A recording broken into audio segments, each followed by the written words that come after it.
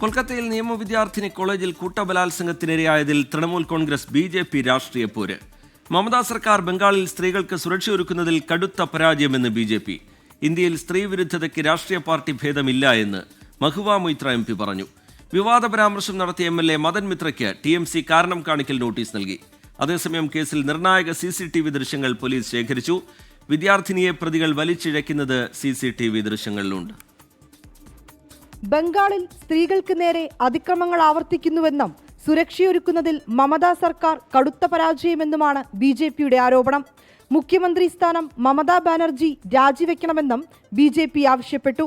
പ്രതിഷേധവുമായി എത്തിയ കേന്ദ്രമന്ത്രിയും BJP അധ്യക്ഷനുമായ സുകാന്ത മജുംദാറിനെ പോലീസ് അറസ്റ്റ് ചെയ്തതിലും പ്രവർത്തകർ പ്രതിഷേധിച്ചു. പോലീസും സർക്കാരും ഉറങ്ങുമ്പോൾ ആരെങ്കിലും ഉണർന്നിരിക്കണമെന്നും BJPയാണ് ഈ ജോലി ചെയ്യുന്നതെന്നും സുകാന്ത മജുംദാർ. പീഡനത്തിനിരയായ വിദ്യാർത്ഥിനിയെ അധിക്ഷേപിച്ച് പരാമർശം നടത്തിയ തൃണമൂൽ കോൺഗ്രസ് MP കല്യാൺ ബാനർജിക്കെതിരെ വിമർശനവുമായി TMC MP മഹുവ മൊയ്ത്ര തന്നെ രംഗത്തെത്തി.